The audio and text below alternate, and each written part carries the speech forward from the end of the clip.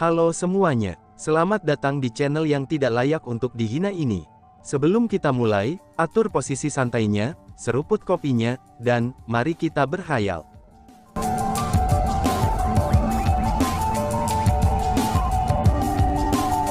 Melanjutkan cerita sebelumnya, Fei Xue. Sementara yang lain tidak dapat membedakan siapa orang yang telah ditembak keluar dari benteng itu, tapi kepala klan Simen Imperial Clan dapat langsung mengatakan bahwa itu adalah putranya pada saat dia mendengar Simen Fei Xue berteriak. Setelah memeriksa Simen Fei Xue lebih dekat, dia kewalahan karena terkejut dan ngeri. Mengabaikan formasi dengan pasukan yang dibawanya, tubuhnya bergeser, dan dia tiba di langit untuk menangkap Simen Fei Xue. Fei Xue, apa yang terjadi? Siapa yang meninggalkanmu dengan cedera serius seperti ini? Kepala klan Simen Imperial memandang putranya di dadanya saat bertanya. Sementara dia marah dengan penampilan putranya, tapi dia terutama merasa sakit hati karena penderitaan yang dialami putranya. Simen Fei Xue adalah bakat paling menonjol, yang pernah muncul di klan Simen Imperial mereka selama beberapa puluh ribu tahun terakhir. Dia juga putra yang paling dicintainya, dan ketua klan Kekaisaran Simen selalu menganggap Simen Fei Xue sebagai harta karunnya. Sebenarnya, alasan mengapa dia membenci Chu Feng seperti yang dia lakukan adalah, itu semua karena Chu Feng yang secara terbuka mempermalukan putranya. Dan sekarang, putranya telah dipukuli hingga sedemikian rupa oleh seseorang. Dengan begitu, bagaimana mungkin dia tidak marah? Ayah, putramu telah mengecewakanmu. Aku sebenarnya adalah orang pertama yang disingkirkan, ucap Simen Fei Xue sambil tertawa getir. Dia merasa terlalu malu untuk menghadapi ayahnya. Dieliminasi, seru ayahnya. Mendengar kata-kata itu, kepala klan Simen Imperial terkejut. Kemudian, dia menjadi sangat marah. Dengan suara berkali-kali lebih keras daripada guntur, dia pun berteriak ke arah benteng yang ada di bawah. Mengapa putraku tersingkir dari kompetisi? Teriaknya. Begitu suara itu terdengar, banyak dari kerumunan di bawah buru-buru menutupi telinga mereka. Alasan untuk itu adalah, karena suara ini terlalu menusuk telinga. Tersingkir, kenapa dia bisa tersingkir? Seru kerumunan. Meskipun suaranya sangat menusuk telinga, tapi orang banyak dapat dengan jelas mendengar bahwa Simen Fei Xue telah dieliminasi. Simen Fei Xue tidak menaati aturan. Sebelum kompetisi dimulai, ia memprovokasi dan menghina peserta lain untuk memaksanya berkelahi. Karena itulah, aku harus mengusirnya dari kompetisi. Suara seorang pria terdengar dari dalam benteng. Suara itu keras dan bergema hingga sedemikian rupa, sehingga bahkan melampaui suara kepala klan Simen. Meskipun suara itu sangat keras, tapi itu sama sekali tidak menusuk telinga. Luar biasa, seru kerumunan. Pada saat ini, semua orang terkejut. Dengan hanya kalimat itu, kerumunan dapat mengatakan bahwa pria di dalam benteng memiliki kekuatan di atas kepala klan Simen Imperial. Adalah satu hal bagu kamu untuk mengusirnya, tetapi mengapa kamu melukai putraku? Tanya kepala klan Simen. Bukan aku yang melukai putramu. Sebagai gantinya, dia memprovokasi Chu Feng, hingga pada akhirnya dia terluka olehnya. Suara pria itu terdengar dari benteng lagi. Apa? Karena Chu Feng? Dalam hal itu, Simen Fei Xue dikeluarkan dari kompetisi karena dia memprovokasi Chu Feng. Sialan. Satu hal yang harus dikeluarkan dari kompetisi dengan memprovokasi Chu Feng. Namun selain itu, dia benar-benar dipukuli ke kondisi seperti itu oleh Chu Feng juga. Seru kerumunan. Semua kerumunan bisa dengan jelas mendengar kata-kata yang diucapkan oleh pria itu. Pada saat ini, banyak orang mulai terkekeh. Hal ini benar-benar memalukan. Chu Feng, ini ulah Chu Feng lagi. Ufap kelala klan Simen. Setelah mendengar nama Chu Feng, kepala klan Simen sangat marah sehingga nadinya membengkak. Niat membunuh tanpa batas segera melonjak di matanya. Meraung. Tepat pada saat ini, mulut Simen Fei Xue terbuka lebar. Kemudian, ia menyemprotkan seteguk darah. Karena ketahuan, mulut penuh darah Simen Fei Xue disemprotkan langsung ke wajah dan tubuh kepala klan Kaisar Simen. Fei Xue, apa yang terjadi? Tanya sang ayah. Disemprot dengan darah putranya, kepala klan Semen Imperial Klan tidak hanya tidak marah, dia malah mengungkapkan ekspresi yang sangat khawatir. Meskipun Semen Feixue telah mengalami cedera serius, tapi bagaimanapun juga, itu hanyalah luka fisik dan eksternal. Namun demikian, setelah Semen Feixue menyemprotkan seteguk darah itu, seluruh auranya menjadi sangat lemah. Ini adalah cedera internal. Ayah, putramu tidak kompeten. Pedang abadi surgawi telah direnggut oleh Chu Feng itu. Saat ini, pedang abadi surgawi bukan lagi milik putramu, ucap Semen Feixue sambil tertawa getir. Tatapannya dipenuhi dengan frustrasi, dan kekecewaan yang tak tertandingi. Tidak hanya dia telah dikalahkan, tapi dia benar-benar telah dikalahkan dengan telak. Dia benar-benar gagal, dan bahkan dibuat mengelap lantai dengan kekalahannya. Apakah aku tidak salah dengar? Pedang abadi surgawi Semen Feixue telah direnggut oleh Chu Feng. Selain itu, Chu Feng juga telah memutuskan hubungannya dengan pedang abadi surgawi. Apakah itu sebabnya Semen Feixue muntah darah? Tapi kan, pertempuran antara Semen Feixue dan Chu Feng seharusnya baru saja berakhir. Pedang abadi surgawi itu seharusnya juga baru saja direnggut oleh Chu Feng. Oh dewa, sebenarnya karakter tingkat iblis macam apa itu Chu Feng? Bagaimana mungkin dia bisa sekuat ini, untuk bisa memutuskan hubungan antara Semen Feixue dan pedang abadi surgawi dalam waktu yang singkat? Seseorang harus tahu, bahwa pedang abadi surgawi bukanlah persenjataan kekaisaran yang tidak lengkap biasa, seru kerumunan. Pada saat ini, kerumunan di sekelilingnya telah mengangkat telinga mereka. Dengan demikian, mereka dapat dengan jelas mendengar setiap kata yang diucapkan Semen Feixue. Setelah mengetahui apa yang terjadi, selain kagum, mereka hanya merasa lebih terkejut. Mereka semua telah dikejutkan oleh Chu Feng. Suara terengah-engah karena terkejut dari kerumunan di sekitarnya, itu seperti pisau tajam yang tak terhitung jumlahnya ketika mereka memasuki telinga pemimpin klan Kekaisaran Semen. Pisau tajam itu menusuk tulangnya, dan itu membuatnya merasa sangat terhina. Tiba-tiba saja, kepala klan Semen Imperial Klan berteriak. Kurang ajar, teriaknya. Kemudian, dengan tatapan yang sangat marah, dia memandangi benteng yang ada di bawahnya, lalu menunjuk dan bertanya dengan amarah yang tak tertandingi. Kamu mengusir anakku keluar dari kompetisi karena dia melanggar aturan. Namun Chu Feng itu juga telah melanggar aturan. Mengapa kamu tidak mengusirnya juga? Mengapa kamu mempermasalahkan anakku yang melanggar aturan, namun tidak melakukan apa-apa ketika anakku terluka oleh Chu Feng itu? Ketika pedang abadi surgawi anakku direnggut oleh Chu Feng itu, mengapa kamu tidak melakukan apa-apa tentang itu? Tuan rumah macam apa kamu itu? Apakah kamu bahkan memiliki jejak ketidakberpihakan di dalam diri kamu? Teriak kepala klan Semen. Suaranya mengguncang langit dan menggema tanpa henti, karena ketua klan Kekaisaran Semen benar-benar marah. Dia sangat marah, karena dia telah kehilangan semua kemampuan untuk berpikir. Putramu yang memprakarsai provokasi ini. Karena itulah, ia mengundang konsekuensi atas dirinya sendiri, ucap suara ini yang terdengar dari benteng. Namun demikian, hanya 2 kalimat itu saja sudah cukup untuk menunjukkan sikap pria itu terhadap masalah ini. Kamu benar-benar omong kosong, teriak kepala klan Semen. Akhirnya, kepala klan Semen Imperial Klan meledak menjadi amarah. Tidak dapat menahan dirinya lagi, dia pun mengutuk dengan keras. Kemudian, tubuhnya berubah menjadi sinar cahaya, dan dengan tangan kanannya mengepal erat, dia menembakkan tinjunya yang berisi kekuatan Kaisar Bela Diri peringkat 3 menuju benteng. Dan, boom, tinjunya langsung menghasilkan ledakan keras yang bergema tanpa henti. Segera, riak energi keras pun bermunculan. Banyak dari kerumunan di sekitarnya terbentur oleh gelombang energi itu, dan mereka menjadi seperti layang-layang dengan tali yang putus.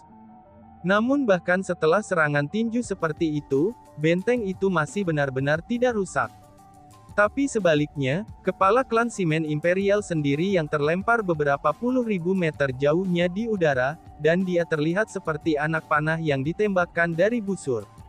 Pada saat kepala klan Kekaisaran Semen berhasil menenangkan diri, darah mulai mengalir keluar dari sudut mulutnya, dan kepalan yang ia gunakan untuk menyerang benteng juga menjadi sangat rusak. Dan bahkan, tulang tangannya telah hancur. Pada saat ini, dengusan terdengar dari benteng. Dengusan itu dipenuhi dengan penghinaan. Namun bahkan ketika menghadapi dengusan itu, kepala klan Seaman Imperial Clan yang sangat marah tidak menyerang benteng lagi. Selain sudut mulutnya yang mulai berkedut, dia tidak melakukan apa-apa. Jika menilai dari hanya serangan kepalan itu saja, dia telah menyadari perbedaan antara dia dan pria itu. Melihat adegan ini, kerumunan yang hadir semua tidak dapat menahan diri dari menghirup udara dingin. Mereka berpikir bahwa penguasa benteng adalah eksistensi yang luar biasa. Namun sekarang, tampaknya itu persis seperti yang mereka harapkan. Setidaknya, kepala klan Kekaisaran Seaman besar tidak dapat menahan satu pukulan pun dari orang itu. Jauh di bawah tanah di luar benteng, 4 tetua klan terhebat yang agung juga memperhatikan apa yang terjadi di atas tanah. Melihat itu, mereka menghela nafas. Tidak peduli apa, Seaman itu adalah kepala klan. Mengapa emosinya seburuk ini? Lihatlah situasinya sekarang. Ia telah mempermalukan dirinya di depan umum.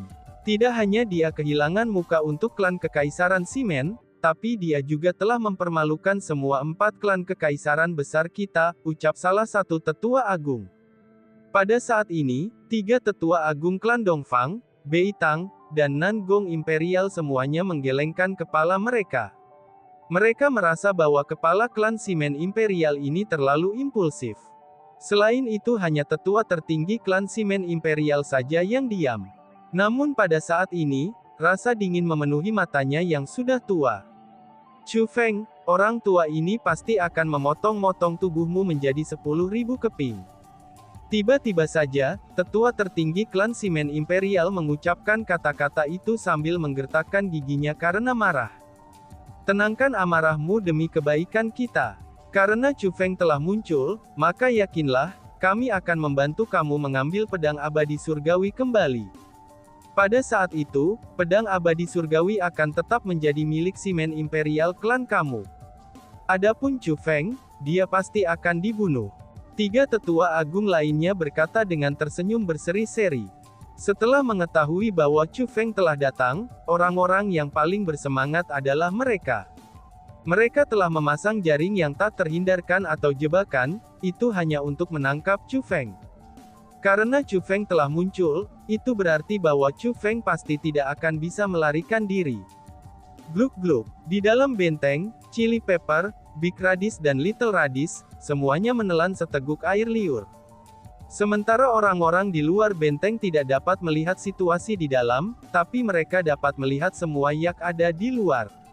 Dengan demikian, mereka juga telah melihat apa yang terjadi sebelumnya. Kepala klan Seaman Imperial Clan telah menyerang benteng, itu hanya untuk diketuk terbang oleh benteng. Ini adalah pemandangan yang benar-benar menakjubkan untuk dilihat. Namun apa yang mereka lihat saat ini, itu tidak hanya terbatas pada penghinaan yang dialami kepala klan Kekaisaran Seaman. Selain itu, mereka juga melihat niat membunuh yang meluap-luap. Dengan demikian, mereka mengalihkan pandangan mereka yang penuh dengan kekhawatiran ke arah Chu Feng. Sementara dia mungkin aman di dalam benteng, tapi jika Chu Feng keluar dari benteng, bagaimana mungkin dia bisa bertahan? Sebenarnya, bukan hanya mereka bertiga yang berpikir seperti ini. Bahkan banyak orang lain juga memikirkan hal yang sama. Namun sayangnya, Chu Feng memiliki ekspresi yang sangat tidak peduli. Dia fokus pada Heavenly Immortal Sword yang dia pegang di tangannya. Sementara itu memang benar bahwa pedang dewa jahatnya lebih kuat daripada pedang abadi surgawi, tapi Chu Feng tidak berani menggunakan pedang dewa jahatnya lagi. Adapun pedang abadi surgawi ini, meskipun dia berencana untuk menjualnya, tapi dia tidak keberatan menggunakannya sebelum dia menjualnya. Setelah semua, dia juga tahu betul seberapa kuat pedang abadi surgawi itu.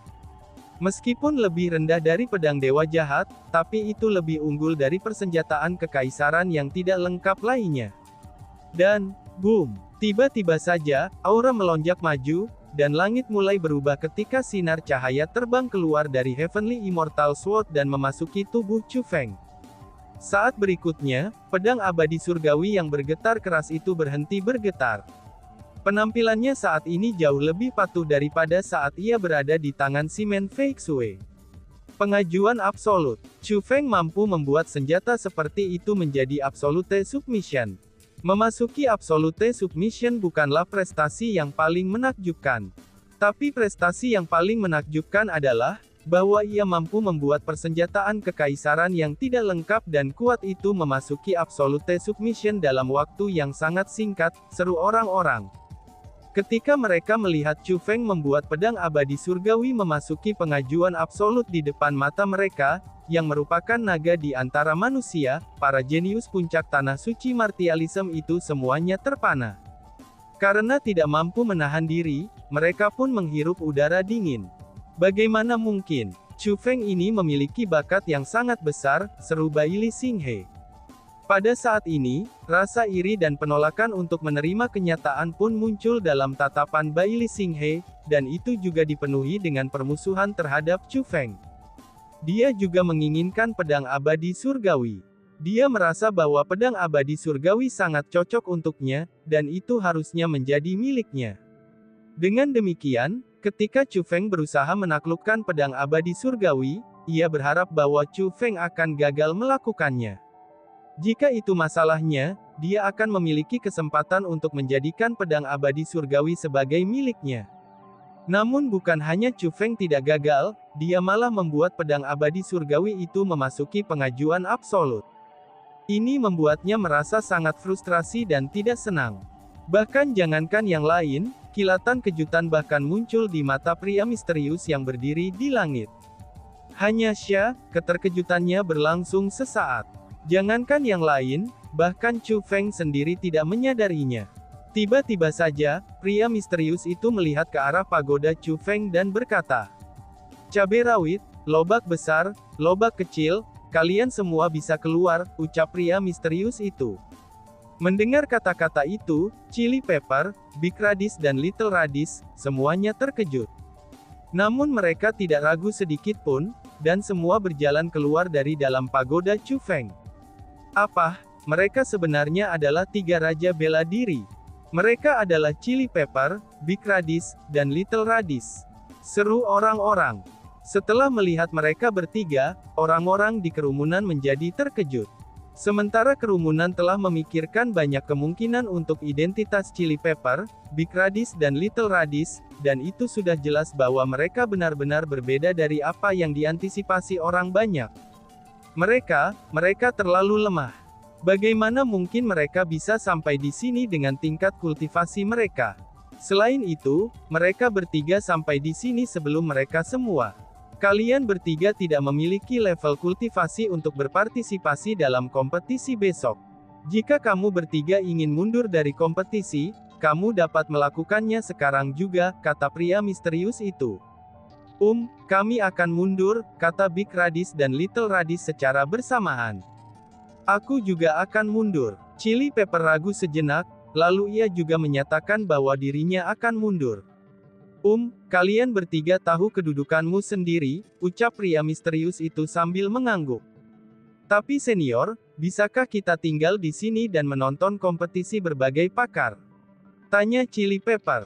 Pada saat yang sama, Big Radish dan Little Radish juga menatap pria misterius itu dengan tatapan rindu. Hehehe, pria misterius itu tertawa ringan. Lalu setelah itu, dia berkata, "Kalian bertiga dibawa ke sini oleh Chu Feng kan? Kecuali jika kamu melanggar aturan, maka hanya dialah yang bisa memutuskan apakah kamu bertiga bisa tetap atau tidak," ucap pria misterius itu. Apa? Jadi mereka benar-benar dibawa ke sini oleh Chu Feng? Seru kerumunan. Mendengar kata-kata itu, orang banyak tanpa sadar mengalihkan pandangan mereka ke arah Chu Feng. Pandangan mereka bahkan dipenuhi dengan kekaguman. Mereka semua datang ke sini setelah melewati berbagai cobaan dan rintangan. Dengan begitu, mereka tahu betapa sulitnya itu. Terutama untuk rintangan terakhir. Semakin banyak orang di sana, maka semakin sulit rintangannya. Chu Feng sebenarnya bisa membawa tiga raja bela diri bersamanya. Selain itu, dia adalah yang tercepat kedua untuk mencapai tempat ini. Sebenarnya seberapa besar kekuatan yang dia miliki? Pikir Leng Yue. Pada saat ini, bahkan Leng Yue saja, orang yang pertama tiba di tempat ini, ia sendiri mengungkapkan tatapan yang rumit. Namun mereka tidak tahu, bahwa Chu Feng tidak hanya membawa chili pepper, big radish dan little radish bersamanya, tapi dia juga membawa Yan Xie bersamanya. Dia datang ke sini sambil membawa 4 orang bersamanya. Aku harap kalian semua bisa mengingat kata-kata yang aku katakan sebelumnya. Kompetisi secara resmi akan dimulai besok. Untuk sekarang, kalian semua harus beristirahat dengan baik. Setelah dia selesai mengucapkan kata-kata itu, pria misterius itu menghilang ke udara. Namun pada saat ini, kerumunan tidak kembali ke pagoda mereka masing-masing. Namun sebaliknya, tatapan mereka terfokus pada Chu Feng sepanjang waktu. Chu Feng telah memungkinkan mereka untuk melihat pertunjukan hebat hari ini. Tidak berlebihan untuk mengatakan bahwa, Chu Feng ini telah memperluas wawasan mereka. Dan bahkan bagi sebagian orang, mereka mulai merasa bahwa mereka lebih rendah daripada Chu Feng bahkan sebelum melawannya. Ini terutama berlaku, untuk saudara kembar Istana Surgawi yang masih berdiri di depan Chu Feng. Mereka bersuka cita pada kenyataan, bahwa mereka belum benar-benar bertarung melawan Chu Feng. Mereka berdua telah melihat, kalau Chu Feng telah menundukkan Heavenly Immortal Sword pada jarak yang sangat dekat. Dengan demikian, mereka tahu dalam hati mereka bahwa mereka lebih rendah daripada Chu Feng. Dia adalah karakter tingkat iblis. Meskipun mereka semua disebut karakter tingkat iblis, tapi mereka merasa bahwa Chu Feng adalah seseorang yang benar-benar memenuhi syarat untuk dikenal sebagai karakter tingkat iblis. Sementara tatapan kerumunan semua terfokus pada Chu Feng, tapi tatapan Chu Feng terfokus pada pedang abadi surgawi. Yang diukir di pedang abadi surgawi, itu adalah teknik pedang abadi surgawi. Jika dibandingkan dengan Heavenly Immortal Sword, teknik Heavenly Immortal Sword adalah hal yang sebenarnya bernilai. Namun sayangnya, teknik pedang abadi surgawi adalah sesuatu yang hanya bisa dilihat oleh penguasa pedang abadi surgawi. Sekarang pedang abadi surgawi berada dalam kepemilikan Chu Feng, maka ia secara alami akan dapat melihat teknik pedang abadi surgawi. Saat dia melihat teknik pedang yang luar biasa, bahkan Chu Feng tidak dapat menahan diri dari berseru kagum. Teknik pedang yang bagus, ucap Chu Feng. Teknik pedang abadi surgawi secara alami adalah teknik pedang yang baik. Saudara junior Chu Feng, selamat, ucap seseorang. Tiba-tiba, sebuah suara terdengar dari hutan di kejauhan. Saudara junior, mendengar dua kata itu, Chu Feng pun terkejut. Alasan untuk itu adalah, karena orang itu memanggilnya saudara junior. Selain itu, suara itu begitu akrab. Dengan demikian, Chu Feng buru-buru mengalihkan pandangannya ke arah di mana suara itu terdengar. Baru pada saat itulah dia menemukan bahwa, seorang pria saat ini sedang berjalan dari arah hutan dengan senyum berseri-seri di wajahnya. Pria itu sangat kuat. Tidak hanya dia memiliki kekuatan tempur yang menantang surga yang mampu melampaui 3 tingkat kultivasi, tapi kultivasinya juga memiliki peringkat 8 Half Martial Emperor. Namun yang mengejutkan Chu Feng adalah, bukan hanya pria ini seseorang yang dia kenal, tapi dia juga seseorang yang sangat dikenalnya. Pria ini adalah kakak laki-lakinya dari Akademi Azure Dragon, yaitu saudara lelakinya yang baik selama bertahun-tahun, dan tentu saja dia adalah Zhang Tianyi. Zhang Tianyi telah tiba di Tanah Suci Martialism bersama dengan Ziling, Surou, dan juga yang lainnya. Namun sayangnya, Chu Feng tidak berhasil melihat Zhang Tianyi sepanjang waktu. Dia benar-benar tidak pernah berharap untuk melihat Zhang Tianyi di sini hari ini. Selain itu, kekuatan Zhang Tianyi telah menjadi sekuat ini, bahkan sampai ke titik di mana ia jauh lebih kuat dari Ziling dan yang lainnya. Zhang, mengatasi dengan sukacita, Chu Feng ingin memanggil kakak seniornya dengan nama Zhang. Namun tepat ketika kata-kata itu mencapai mulutnya, dia menelannya kembali. Tidak hanya kultivasi Zhang Tianyi begitu kuat, tapi pakaiannya juga agak istimewa. Dia mengenakan baju besi cian hijau. Selain itu, armornya sudah jelas agak istimewa. Selanjutnya, karakter besar ditulis di baju besi itu. Itu adalah karakter Gong. Dan tiba-tiba saja bersambung. Sekian dan terima kasih banyak. Bye-bye.